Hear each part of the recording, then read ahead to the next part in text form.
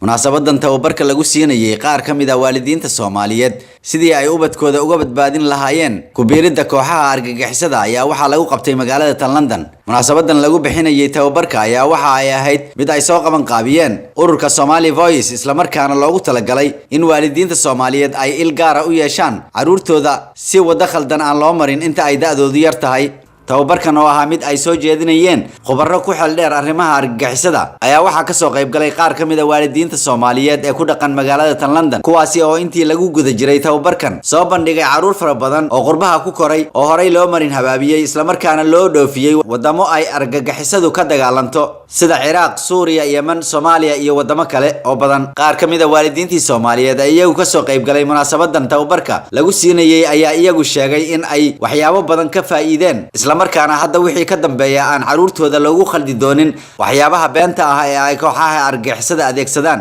mid baa marka jirto oo rabaa inaan ummadda Soomaaliyeed codkayga gaarayo inaan faraan doonayaa horta waxbarashada iyada sida barnaamijku adaa rabaa inaad barato raadiso waxayna faa'iido u tahay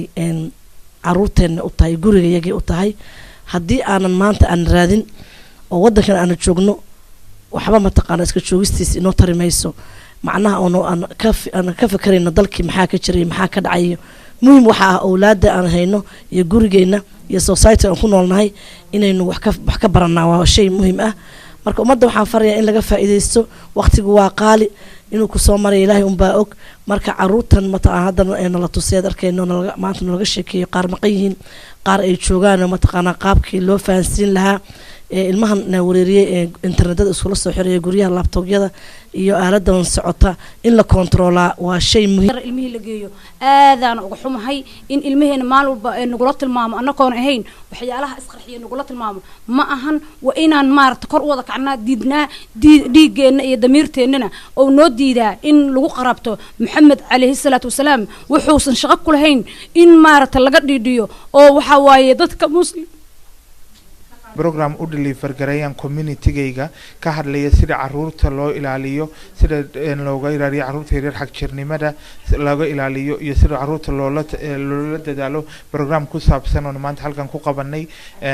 oo si fiican u dhacay dadka community-gayga aan rabay muhiimadii aan u furay Voice of Somali Community-na ay ahayd wax kasta oo u qabanayno community-gayga inaanu meel kasta oo ku caawinaysa si ay wadankan ay joogaan ula qabsadaan ama ay nolosha ula dhismaan oo dib ku abuurminin aan ugu dadaalayno inaan program kasta ama wax kasta aan cid kasta program organization kasta la xiriirno si aan dadkayga horumar iyo